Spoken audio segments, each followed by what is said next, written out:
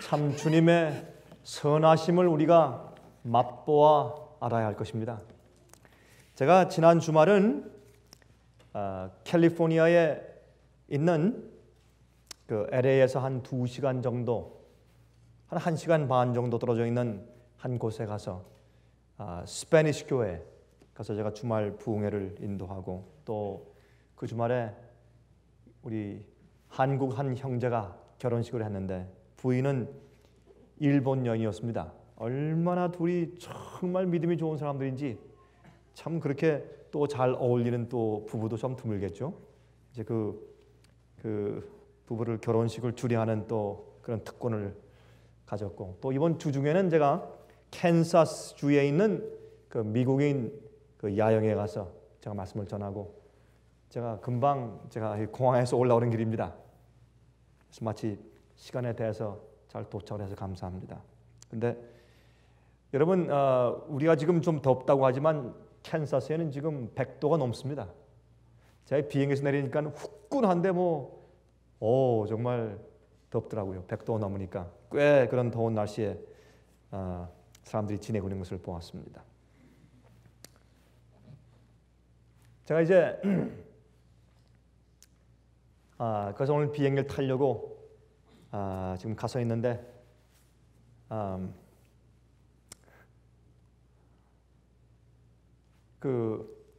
제가 야영장에서 제가 파워포인트를 제가 이게 사용을 하다가 아마 그 컴퓨터에 제가 이 코드 하나를 제가 그만 깜빡 잊고 놓고 온 모양입니다. 그래서 거기 있는 한 직원, 한 부인이 이제 제가 이 셀폰을 통해서 저를 찾았는데, 제가 이제 설교하는 도중에 제가 끄지 않습니까? 꺼 있으니까 제가 끈 것을 아마 제가 몰랐던 모양입니다. 그냥 계속 끄고 있어서 저한테 연락이 안 됐어요. 그러니까 그 코드를 가지고 공항까지 차를 타고 달려왔어요. 제가 이제 저도 좀 늦어서 헐레벌떡 좀 뛰어가는데 한 부인이 앞에 오더니 목사님이 이거 잊어버리셨습니다. 제가 참 그걸 받으면서 제가 고맙다는 인사도 제대로 못하고 참 고맙다고 인사하고 제가 빨리 표를 사들고 제가 이제 공항에 들어갔는데, 제가 가만히 제가 비행기를 타고 오면서 제가 느끼기를 참 우리 그리스도인은 이 세상에서 윤리적으로 도덕적으로 사는 일보다 한 걸음 더 나가는 생활을 살아야 되겠구나.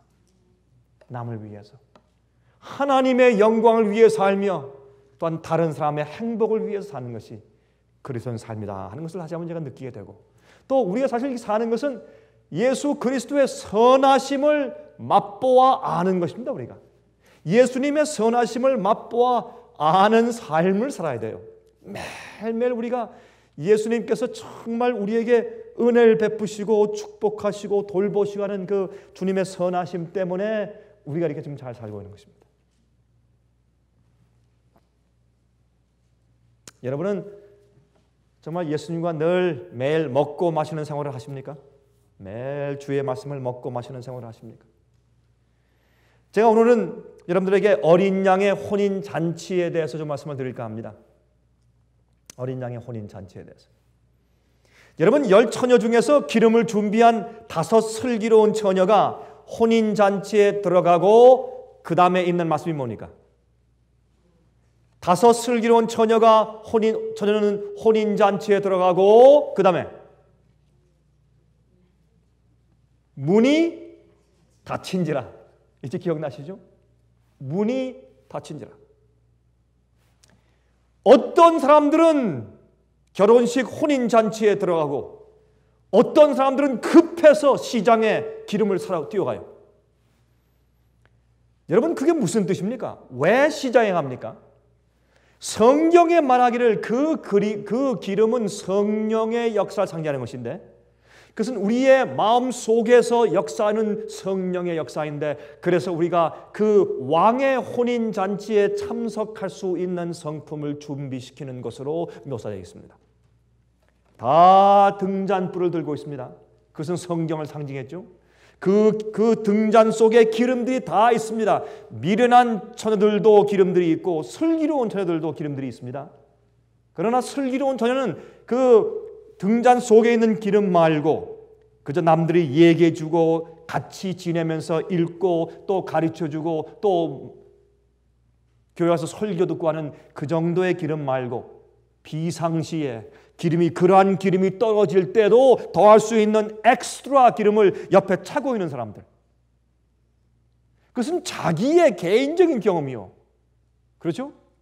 이 세상의 모든 그리스도인들이 다 성경을 들고 있고 성경을 이해한다고 있고 예수님의 십자가를 믿는다고 했지만 그러나 그 속에 다 듣는 말씀을 가지고 깨닫는다고 말씀하고 있지만 그러나 이제 비상시가 될 때 그 성경 속에는 기름이 없는 것입니다.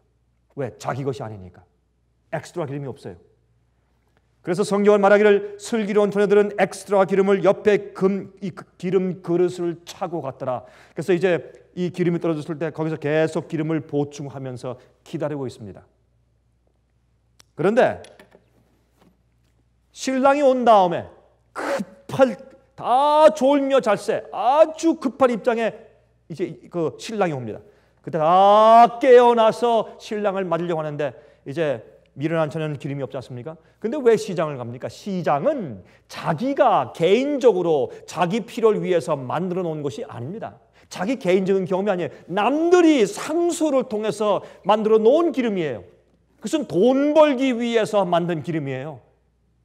자기 등잔 속에 넣을 자기가 준비한 기름이 아니에요. 오늘날 많은 교회들이 상술로 기름을 팔고 있습니다. 여러분, 미련한 처녀들은 그 기름을 사기 위해서 급하게 뛰어갔습니다. 그러나 성경은 말하기를 슬기로운 처녀들은 혼인잔치에 들어가고 문이 닫힌지라 그랬어요. 문이 닫힌지라. 여러분, 무슨 뜻일까요, 그것이? 왜 문이 닫혔습니까? 여러분, 혼인잔치에 들어가는 자들은 개인적으로 계속 성령의 역사를 경험해 온 자들만이 들어가는 것입니다. 여러분, 혼인잔치, 잔치는 무엇 하는 곳입니까? 잔치집에 가면 우리가 뭐 합니까? 예? 먹죠. 또 마십니다. 잔치는 먹고 마시고 즐기는 장소가 잔치하는 곳입니다. 그래서 마태복음 25장 10절부터 13절까지는 이렇게 말했습니다. 저희가 살아간 동안에 미련한 저희들이 기름을 살아간 동안에 신랑이 오므로 예비하였던 자들은 함께 혼인잔치에 들어가고 문은 닫힌지라. 그 후에 남은 처녀들이 와서 가로되 주여 주여 우리에게 열어주소서. 대답하되 가로되 진실로 너희에게 이르노니 내가 너희를 알지 못하노라 하였느니라. 그런즉 깨어있으라. 너희는 그 날과 그 시를 알지 못하느니라. 그러므로 예수께서 오신 다음에 우리가 진실로 혼인잔치에 들어가는 것은 사실입니다만은, 그러나 여기 있는 말씀을 보니까 내가 너희를 도무지 알지 못한다 하는 것을 보니까 이게 무슨 말입니까? 기름을 개인적으로 준비하고 있던 그 경험은 예수님과 먹고 마시고 사귀는 경험이었다 그 말이에요. 그러니까 예수님과 먹고 마시면서 기름을 준비하는 경험을 한 사람들이 나중에 어떻게 예수님을 개인적으로 좀 알고 있기 때문에 나중에 혼인잔치에 들어갈 때 내가 너를 안다 들어와라. 그래서 들어간 것입니다. 그래서 여기 있는 말씀만 보아도 분명히 슬기로운 처녀가 기름을 준비했다는 것은 무엇을 의미하느냐면 매일매일 신랑과 사귀고 먹고 마시는 경험을 개인적으로 하고 있었다 그 말입니다. 그 말에 틀림이 없습니다. 그런 자들이 예수께서 오실 때 정말 혼인잔치에 들어가는 것으로 묘사되어 있습니다. 그 다음에 기름을 사가지고 상수를 하는 시장에서 파는 기름을 가지고 사온 자들이 기름이 있잖아요. 기름이 있어요. 문을 돌릴 때 내가 너희를 도무지 알지 못한다고 했습니다. 그 기름은 예수님과 내가 아는 개인적인 영적인 거듭남의 경험이 매일 유지되는 것을 우리가 이해하게 됩니다. 그런데 성경은 우리가 혼인 예식의 신부로 참석하는 것이 아니라 혼인 잔치에 초청을 받은 들러리나 아니면 하객들로 여기에 상징되어 있다 그 말입니다. 그 당시 결혼 풍습은요, 신랑의 집에서 결혼식을 한 다음에 신부의 집으로 가서 혼인 잔치를 하는 것이에요. 그래서 깨어 기다린 자들, 엑스트라 기름을 준비한 자들은 잔치에 들어가고 문이 닫혔다 그렇게 말했습니다. 예수님께서 지금 하늘에서 신랑 집에서 결혼식을 하고 있다고 말해요. 그러므로 여기 성경은 우리를 들러리나 아니면 축하 객으로 초청받은 객으로 여기 말씀되어 있는 것이에요. 열처녀는 신부가 아닙니다. 그러므로 지금 현재 예수님께서 하늘에서 당신의 교회와, 다시 말해서 새 예루살렘 성인데, 새 예루살렘 성은 교회를 상징합니다. 그 교회와 하늘에서 지금 결혼식을 하는 중이라고 성경은 설명하는 것입니다. 그럴 때 우리가 그 신랑과 함께 계속해서 먹고 마시며 살고 개인적으로 경험하는 자들이 기름을 준비하는 것인데, 그런 자들이 이제 그 새 예루살렘 성이 이 땅에 내려올 때 그 성 안에서 살게 되는 것입니다. 신랑이 신부들이 사는 이 지구로 올 때에 우리가 그때 신랑을 맞이하기 위해서 기름이 든 등장불을 가지고 지금 기다리고 있는데, 너무 예수님의 재림이 지연되기 때문에 우리가 다 졸며 자는 것으로 상징되어 있지 않습니까? 누가복음 12장 좀 보십시오. 누가복음 12장 35절부터 38절까지 있는 말씀입니다. 누가복음 12장 35절부터 38절까지입니다. 이렇게 말씀되어 있습니다. 허리에 띠를 띠고 등불을 켜고 서 있으라. 너희는 마치 그 주인이 어느 집에서? 혼인 집에서 돌아와 문을 두드리면 곧 열어주려고 기다리는 사람과 같이 되라.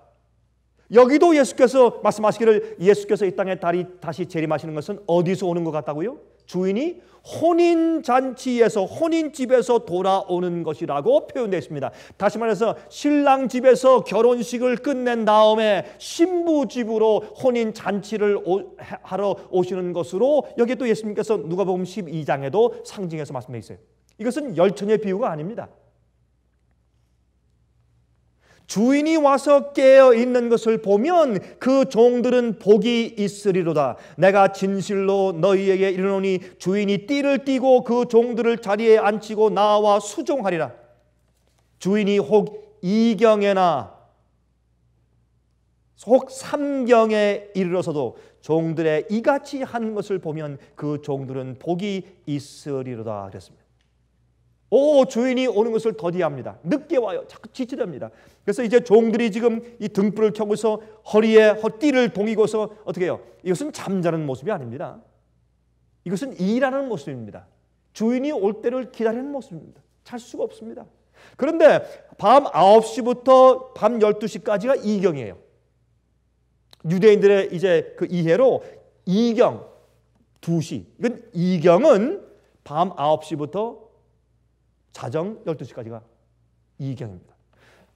아무리 늦어도 12시 안에 미드나잇 되기 전에 주인이 올 것이죠.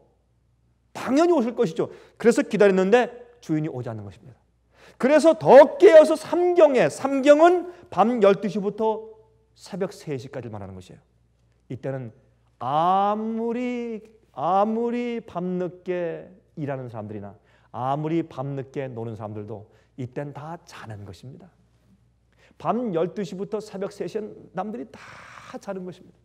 그때에 도무지 오늘은 주인이 오시지 않겠구나 라고 넋을 놓고 다 잠들 그 시간까지 깨어서 정성껏 기다리는 종들에게 복이 있다. 복이 있다. 혹 3경에 이르러서도 종들의 이같이 하는 것을 보면 그 종들은 복이 있으리로다. 왜요? 그 주인이 띠를 띠고 그 종들을 자리에 앉히고 나와 수종할 것이라. 나를 기다린다고 얼마나 고생이 많았니? 참 잘했다. 착하고 충성된 종아, 내가 적은 일에 충성했으니 내가 너에게 큰 것을 줄게. 큰 것을 주는데 제일 먼저 하시는 것이 무엇인 줄 아십니까? 그 종들이 얼마나 고생했니? 다리가 발이 탕땡 부었구나. 이거 봐, 이거 종아리 봐라. 너무 오래 서 있어서 나를 기다린다고 이렇게 충성스럽게 기다리다가 이게 다리가 다 부었구나. 얼마나 졸렵니? 고생 많이 했지. 좀 앉아라. 그래서 의자에 앉히고서 따뜻한 물을 대야에 떠가지고 와서 이 주인이 예수께서 다락방에서 그 연한 제자를 발을 씻기신 것처럼 예수님께서 어떻게 하십니까? 그들을 의자에 앉히시고 그 주인이 옷을 벗고 자기 허리에 허리띠를 동이고 무릎을 꿇고 그 종들의 부어있는 발을 씻겨 주시는 것으로 예수님께서 상징하십니다. 이것이 마지막 예수께서 오시기 직전에 아주 어두운 세상에 다 남들이 잘 때, 그래도 주님께서 이제 오실까 저제 오실까 계속 고대하며 기다리다가 주님 맞이하는 종들을 대하시는 예수님의 심정을 이 예화로 상징하셨습니다.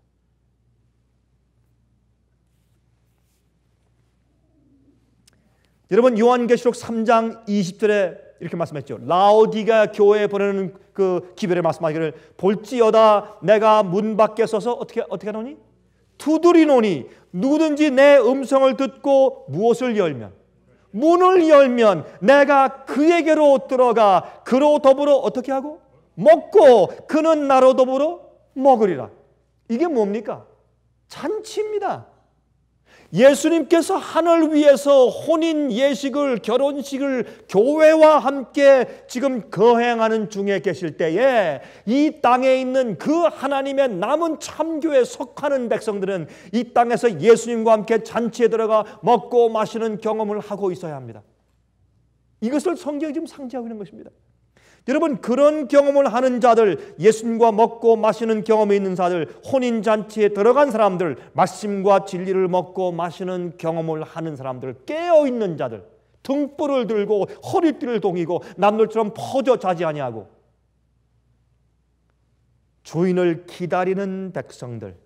그래서 하나씩 한 명씩 개인적으로 혼인잔치에 들어가는 경험을 지금 하고 있는 자들을 주님께서 나중에 당신의 잔치에 들이시고 문을 닫으시는 겁니다.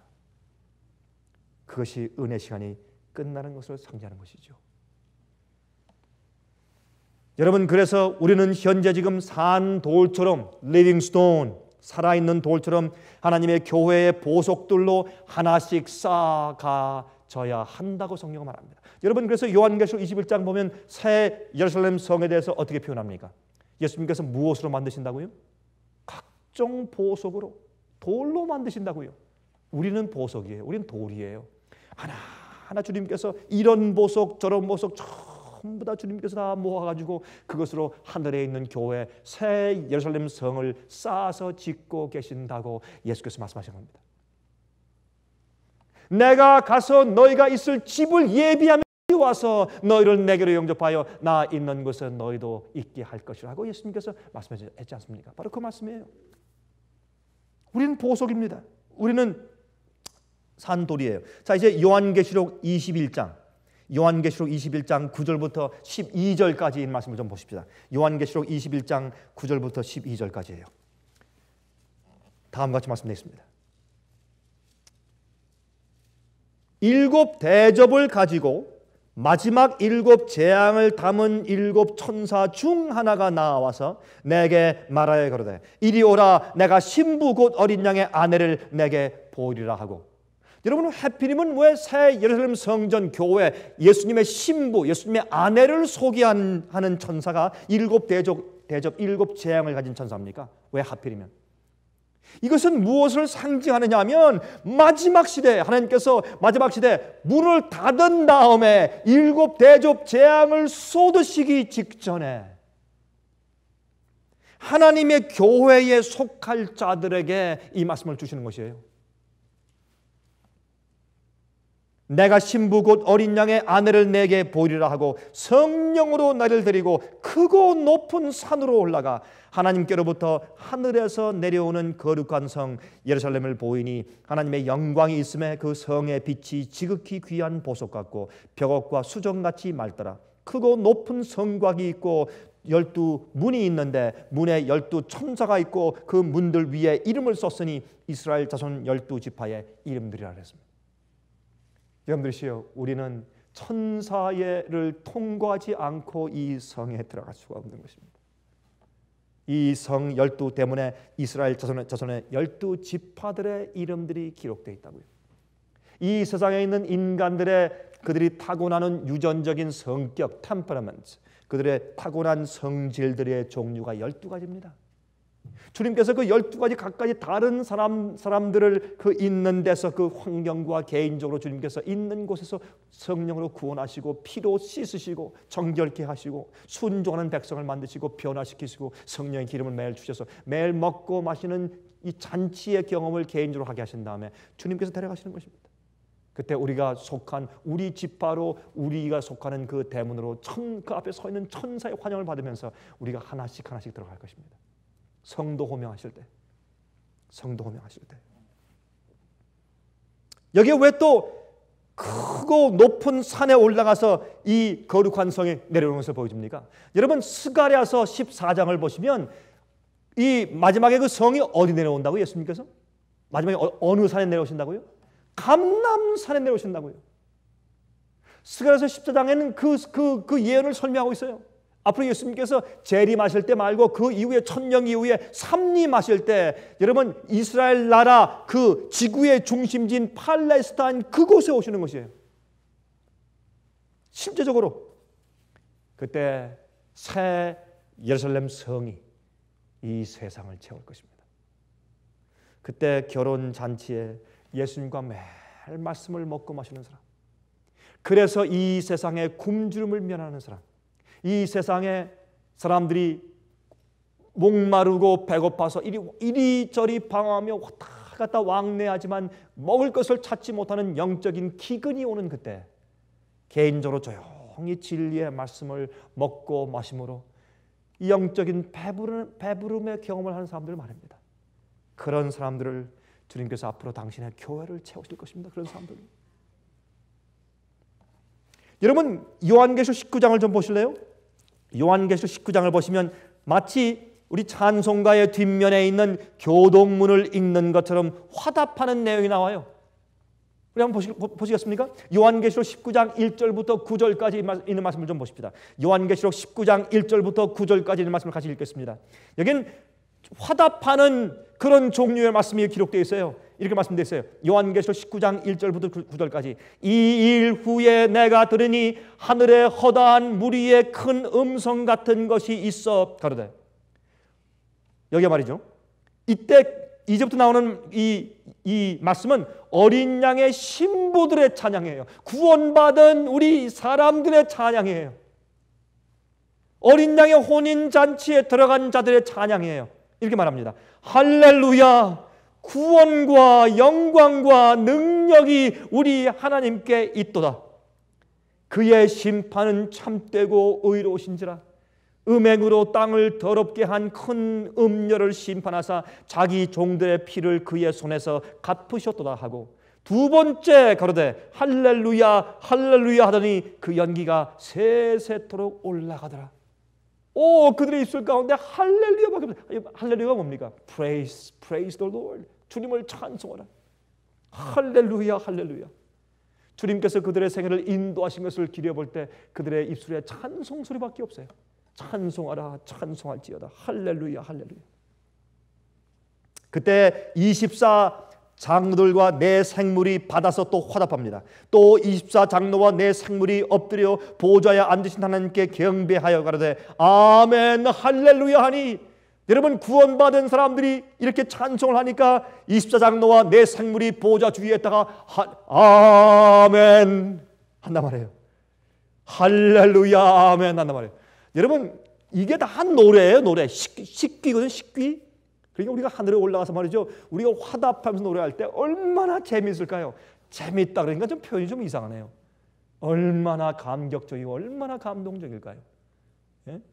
우리가 참 있는 힘을 다해서 우리 목소리를 다해서 우리 마음을 다해서 막 찬송을 하면 저기는 24 장로와 네 생물이 웃으면서 화답을 하고, 또 우리가 찬송하면 저 천사가 또 화답을 하고, 또 우리가 또 찬송하면 저쪽에서 또 다른 사람들이 화답을 하고, 우주 거민들이 화답을 하고, 나중에 만물이 화답하고. 여러분 아십니까? 달이 돌면서 소리를 내는 거 아시죠? 해가 돌면서 소리를 내는 거 아시죠? 여러분 만물이 소리를 냅니다. 음악을 연주합니다. 온 우주가 화답하며 찬송을 부르는 그날에 여러분과 제가 어디에 있어야 합니까 여러분? 예? 그 아름다운 그 구속의 날에.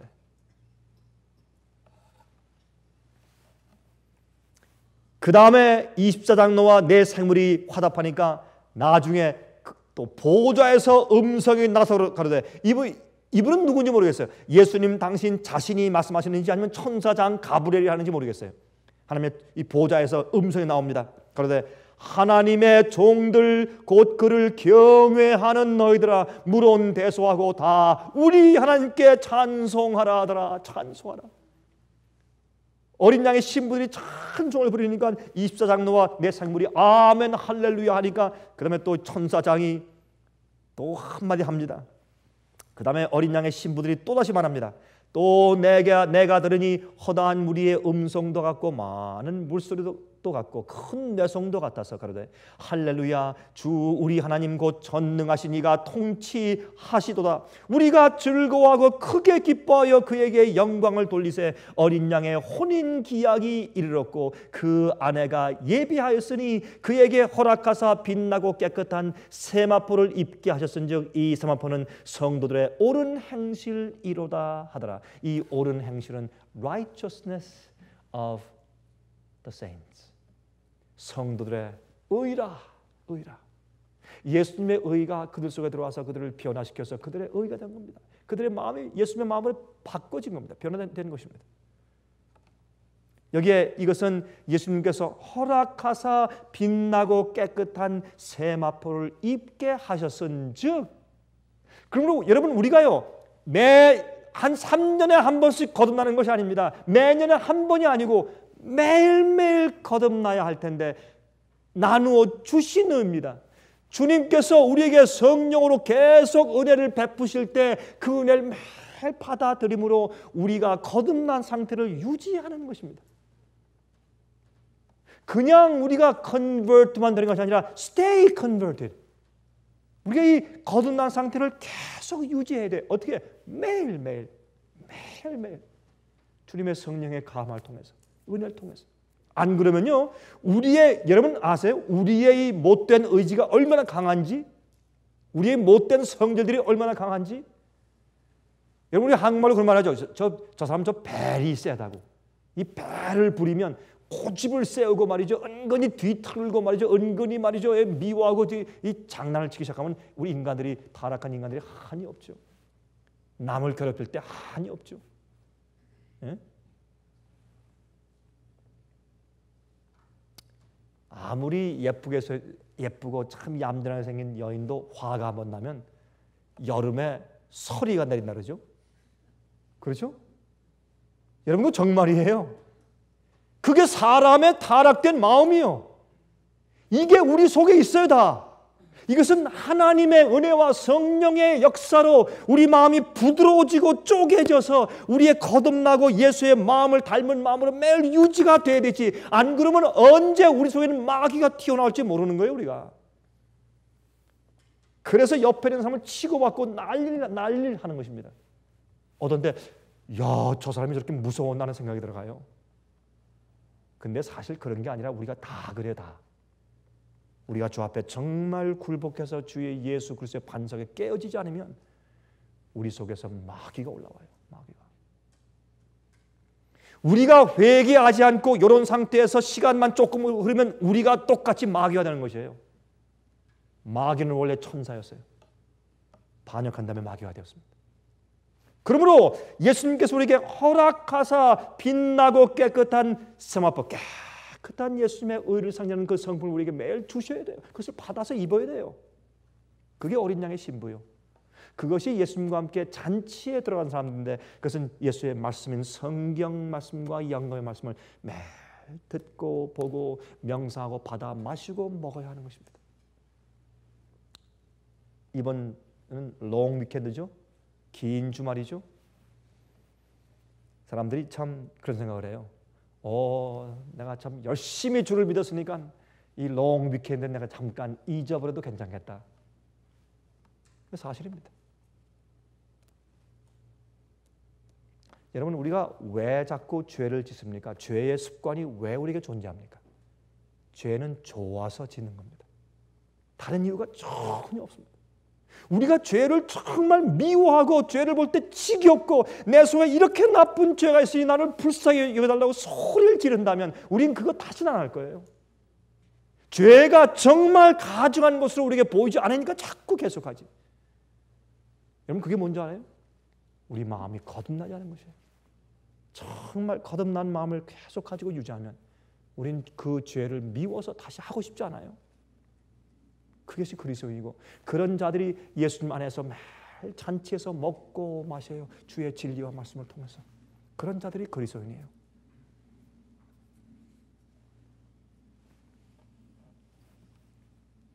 의로운 삶은 예수님의 명령과 뜻을 받아들이고 사는 것을 말합니다. 예수를 받아들인다. 그게 무슨 말이에요? 예수님의 뜻을 받아들이는 것을 말합니다. 예수의 명령을 받아들이는 것을 말합니다. 예수님께서 말씀하신 계획을 받는 것을 말합니다.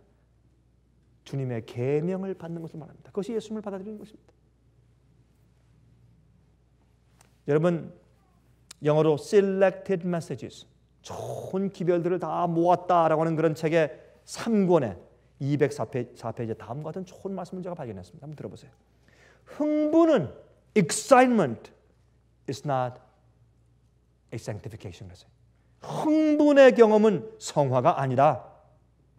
요즘에 교회 가면 뭐 난리죠. 사람들이 흥분한 상태에서 찬송한다고. 흥분은 성화가 아니라 하늘에 계신 우리 아버지의 뜻에 완전하게 일치하는 것만이 유일한 성화이며. 여러분 들으셨어요? 우리 하늘에 계신 아버지의 뜻에 완전하게 일치하는 것만이 유일한 성화이며 하나님의 뜻은 그분의 거룩한 계명에 드러나 있다. 하나님의 모든 계명을 지키는 것이 성화이다. 얼마나 간단해요. 설명이 그렇죠? 그대들 자신을 하나님의 말씀에 순종하는 자녀로 입증하는 것이 성화이다. 인간의 의견이나 생각이 아니라 하나님의 말씀이 우리의 인도자가 되어야 한다. 여러분, 거듭남이 계속 유지되는 것이 성화입니다. 매일 예수님과 먹고 마시는 경험, 예수님을 받아들이는 것을 그저 한갓 감정적인 것으로 전락시키는 것이 오늘날 많은 교회가 하는 것입니다. 잘못된 것입니다. 예수님을 영접한다는 것은 예수님의 명령과 조건들을 받아들이는 것입니다. 나의 뜻과 나의 소원과 나의 정욕과 내가 하고 싶은 것들을 포기하고 예수님의 조건을 받아들이는 것을 의미해요. 그것이 예수님을 받는 것입니다.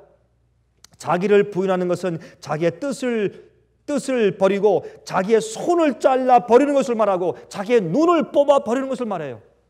그것이 예수님을 받고 나를 버리는 것이에요.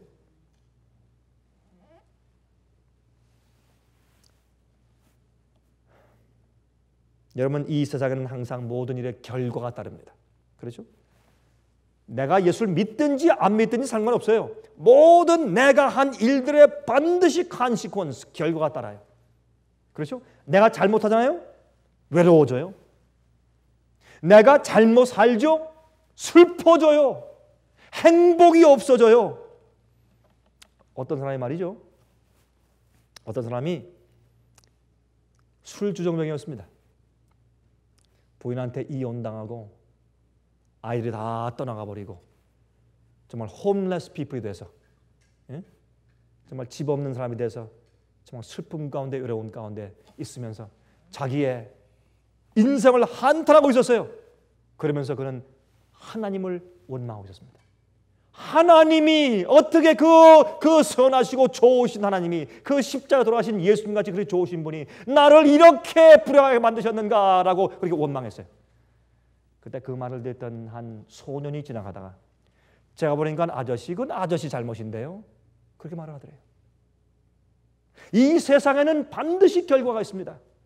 예수를 믿든지 믿지 않든지 내가 산 내 생애의 결과를 내가 자업자득으로 받게 돼 있어요.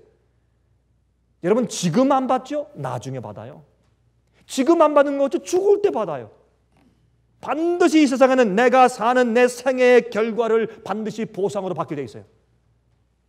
그것은 주님을 아는 사람이든지 모르는 사람이든지 성경을 믿는 사람이든지 믿지 않는 사람이든지 반드시 자기가 산 생의 보상은 자기가 산 그대로 받게 되어 있습니다. 이 세상에서도.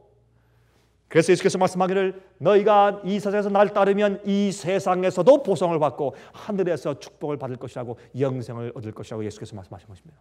이 땅에서도 반드시 보상이 있어요. 의인들이 말이죠, 마귀의 공격을 받고 욥처럼 그런 고통당하는 일들이 있어요. 가끔 있어요. 그러나 여러분 아십니까? 반드시 주님께서 이 땅에서 끝날 때 보상하세요. 주님께서. 그게 성경의 원칙이에요. 그러면 여러분 이게 무슨 말입니까? 그것은 일반적으로 반드시 모든 일의 결과가 따르는 것을 볼 때 그것은 무엇을 말하냐면 그것은 기본 원칙과 어떤 법이 이 세상에 존재한다라는 것을 우리에게 알려주는 것이에요. 기본적인 법과 원칙이 존재해요. 그러면 법과 원칙이 존재한다면 그 법을 만든 분이 어떤 존재가 계신단 말이에요. 맞습니까? 어떤 법칙과 법을 만드는 분이 계시지 않으면 어떤 이 세상은 그냥 케어스고 그냥 아무 무질서한 것이지 그렇게 원칙과 법이 이 땅에 존재할 수가 없어요. 그건 안 되는 겁니다. 여러분 그러므로 하나님이 계시고 이 땅에 법이 있고 하나님의 정부의 계명이 있다면 다시 말해서 심판이 있단 말입니다. 그러므로 성경은 지금 하늘에서 심판 중에 있는데 지금 슬기로운 처녀와 미리 처녀가 같이 이 땅에 이 교회 안에 존재하지만 지금 분명히 갈라지고 있는 중이라고 말입니다. 누가 슬기로운 처녀인가? 예수님과 개인적으로 먹고 마시는 결혼 잔치의 경험을 하는 사람들. 그래서 영적으로 아무도 모르지만 자기는 알게 살찌고 있는 사람들, 진리를 알고 진리를 경험하는 사람들, 진리를 개념적으로 이해하는 것보다 진리를 경험해서 진리가 자기 마음을 거룩하게 변화시키는 사람들. 그걸 말하고 있는 것입니다. 여러분 제가 지난 주말에 제가 이제 한 커플을 제가 결혼식을 제가 주례했습니다. 한국 사람들도 왔고 일본 사람들도 왔고 또 미국 사람들도 왔고 꽤 많은 사람들이 왔어요. 그 정말 결혼 예식의 사람들이 꽉 찼습니다. 근데 제가 결혼식 하기 전에 제가 신랑 신부를 만나서 계속 제가 이 조언하고 얘기해주고 또 결혼식을 제가 진행해주면서 참 제 마음이 감격하고 제가 고마웠습니다. 제가 결혼식을 제가 참 여러 번 주례해왔지만 이번에 결혼식에 참 제 마음 가운데 참 흡족했어요. 그 이유는 이번에 결혼식이 참 영적인 분위기였습니다. 얼마나 영적인 분위기인지 참 예배 드리는 것 같은 그런 분위기였습니다. 결혼식이 감화적이었어요. 음악도 좋은 음악만 하고 이 신랑과 신부가 똑같은 종류의 믿음을 가지고 있어요. 현대 이 시대에 믿어야 할 그런 진짜 진리를 믿고 있는 사람들이 얼마나 신앙들이 좋은지 몰라요. 이 두 사람들은 겉으로 보고 좋은 직장이기 때문에 돈이 많기 때문에 아름답기 때문에 멋있기 때문에 그래서 결혼하는 사람들이 아니에요. 이 사람은 하늘 가서도 나와 함께 살 내 배우자라고 생각하기 때문에 선택한 사람들이에요. 진리가 똑같고 믿는 것이 똑같고 그들 마음속에 거하시는 성령이 똑같기 때문에 기도함으로 만난 사람들이.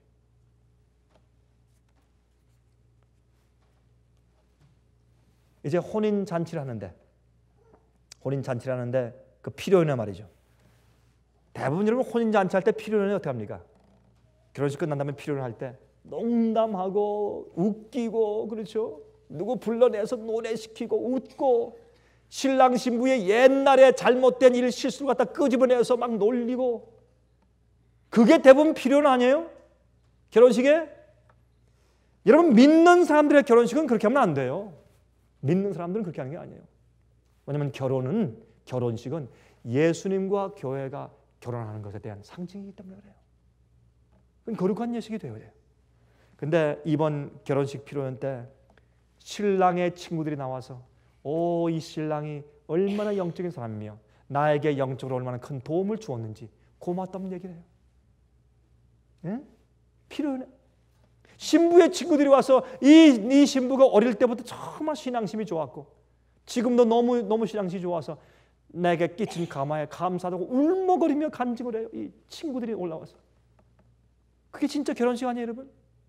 예수께서 오신 다음에 우리가 정말 예수님과 함께 결혼 잔치에 들어갈 때 우리가 히히덕거리며 농담할 것이에요, 여러분. 얼마나 우리가 눈물 흘리며 감격해서 예수님의 구속의 노래를 우리가 부를 것이에요. 진정한 결혼잔치입니다. 지금은 어린 양의 혼인 예식 중입니다. 이제 곧 신랑과 신부가 이 세상으로 혼인 잔치를 위해서 내려옵니다. 그때 우리가 그 새 예루살렘 성교회에 박혀 있는 보석이 되어야 하는 것입니다. 여러분, 그래서 우리가 지금 못합니까? 우리가 지금 월간지로 TV로 비디오로 그다음에 성경 공부 과목으로 책자로 성경 과목으로 테이프로 계속 지금 우리는 무엇하는 겁니까? 예수님과 함께 진리에 들어와서 먹고 마시라고 우리가 그 배포하는 겁니다. 우리는 그거 해야 돼요. 빨리 예수님께 들어와서 개인적으로 먹고 마시는 경험을 하고 예수님 속에 오신다. 요즘에 말이죠, 특별히 우리 한국이나 또 우리 미국에서도 특별히 많은 분들이 특별히 그 교회 지도자들과 목사님들이 저에게 참 좋은 반응들을 많이 하고 있습니다. 얼마나 감사한지 몰라요. 물론 중국에도 물론이지만 참 목사님들이 이제 말씀을 듣고 그 다음에 그 감동을 간증해 오고 또 더 보내달라고 하고 내 친구인 저 목사한테 보내달라, 여기 보내달라 한 많은 반응들을 받습니다. 제가 그 반응들을 볼 때마다 제 마음이 얼마나 감사하고 기분이 모릅니다. 이게 주님의 혼인잔치에 진리로 먹고 마시라고 초청하는 것이니까. 진리의 기근이 된 세상에서 우리가 진리로 와서 먹고 마시라고 초청하는 것이니까. 최근에 온 한 목사님이 일본에서 이제 편지가 왔는데, 그분은 LA에 있는 우리 집회소에 있는 한 선교사님이 우리와 이제 늘 같이 가까이 지내는 분이 아마 일본까지 가서 옛날 알던 목사님께 가서 진리 전한 거예요. 이 목사님이 그 말씀을 참 들으면서 충격을 받다가 이제 말씀으로 설득당하고 우리 상해비 설교에 우리 웹사이트에 들어와서 다 보고 TV 설교를 듣고 사람들이 월간지를 보고 다 한 다음에 그분이 말씀 가운데 확신 얻게 되었어요. 너무너무 고맙다고 저한테 편지 왔는데 이걸 보면서 참 마음 가운데 또 이런 분이 또 있구나. 이런 많은 분들이 지금 못하고 있는 겁니까? 진리의 잔치에 참석하기 시작하는 겁니다. 여러분, 이게 다른 게 아니에요. 우리가 슬기로운 처녀가 되는 것은 여러분이시여 절대로 매일매일 일상적인 생활 가운데 말씀을 보고 듣고 이해하는 그 일에 절대로 지루해지면 안 됩니다. 여러분, 지루해지면 큰일 납니다. 지루하면 자꾸 엉뚱한 것을 찾아요.